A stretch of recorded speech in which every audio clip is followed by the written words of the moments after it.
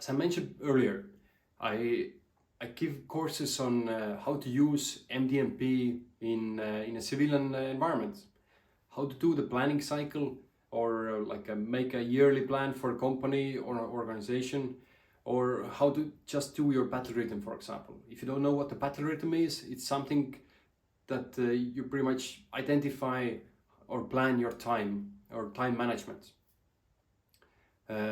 Every individual should have a battle rhythm. So how do I go through my work week or my personal life, and what I'm doing when?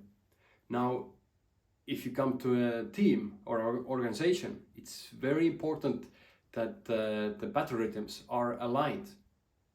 If everyone is doing anything or everything at their own time or own battle rhythm, you will have huge conflicts, meaning you are actually smashing into each other's OODA loop. And it's very important to understand it. So what it means. For example, if you finish with this video, you will go to your kitchen or wherever you're situated at right now. And as soon as you enter some door, there will be someone behind this door who will smash you. What do I mean by that? You were in your cycle. You were just, okay, it's my break time right now. I'm going to take a cup of coffee, or I'm going to do whatever I need to do. But someone else was going through his cycle, and he saw you in a very vulnerable place. You were entering it, you were going through a door.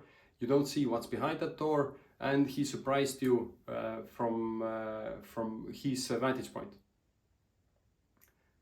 So, of course, hopefully it doesn't happen in real life, but we tend to do a similar thing all the time to others.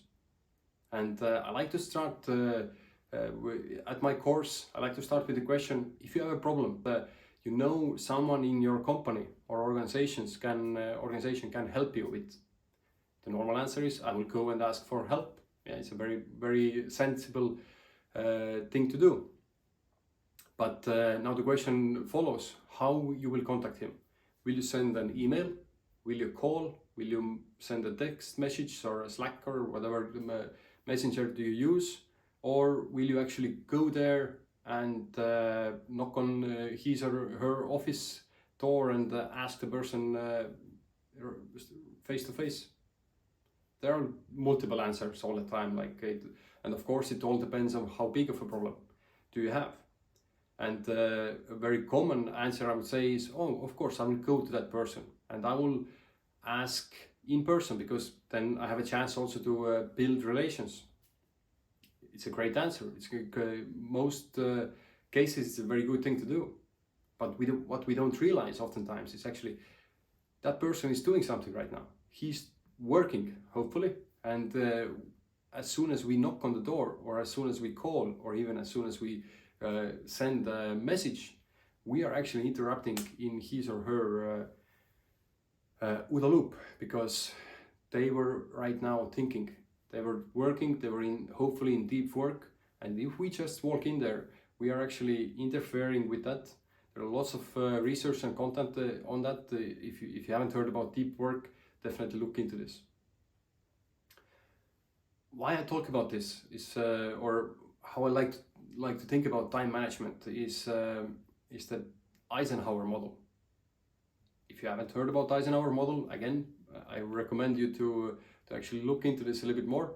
It's a very, very popular concept that every action that you make can be divided into 4 quadrants.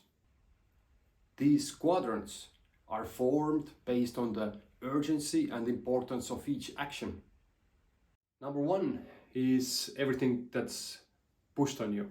The world is full of things, and the life is running very, very fastly. So those are things that are urgent and important, and you can't avoid them. Meaning that you must act on them right away. Let's say your house is on fire. Yeah, it seems reasonable that you have to call the firefighters right away, or you start putting out the fire yourself. you have to act, or otherwise something very bad will happen.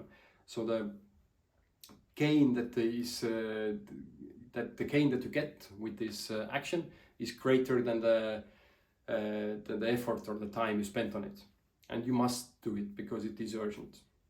Then number 3 is everything that is pushed on you, but it's not actually important. So it's urgent but not important. So according to Eisenhower model, those things should be delegated, because if it's not important, then why do it? And you can try to mitigate it as much as possible, but you can't get rid of it completely. The number 4 is all the actions, or the category for all the actions that are not important and are not urgent. So why do it at all? So that's mostly all of the procrastinations nowadays. If you're looking on Facebook, you're looking on Twitter, or whichever platform you are using, you're just scrolling, you're wasting your energy, you're getting nothing back from there. Maybe entertainment at first, but if you're going already for hours, or you're looking some TV serial, usually that outcome is not or the gain of that action is not greater than what you put in there. And that leaves us with quadrant number 2, which is important things but not urgent. And those are the things that you should be focusing on, meaning that for example, planning for your week, or planning for a project, or educating yourself as you're doing right now.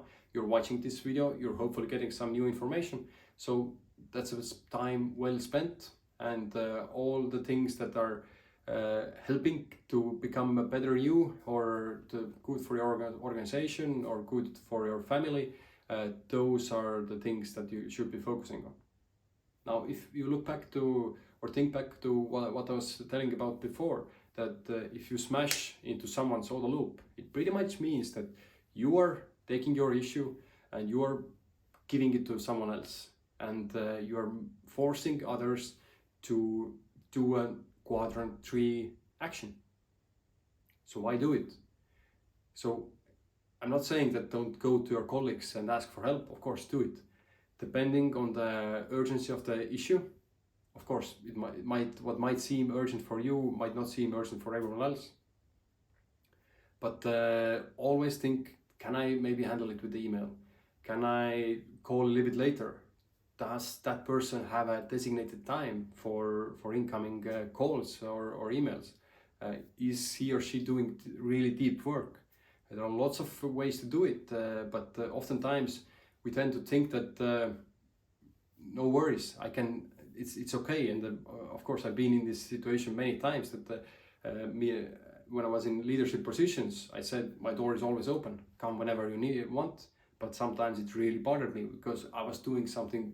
I was working on a very important concept or a strategy or something, and those people were just coming in. Of course, I had to be polite and so on, but it forced me sometimes also to close the door, and then they knew that hey, now is not the right time, or not the perfect time.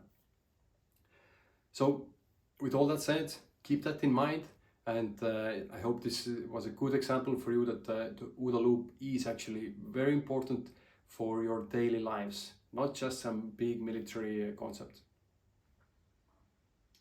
Make sure you check out also the next video, where I will go in more detail of the first O of OODA loop, the observe, and how the concept of invisible gorilla is connected to OODA loop.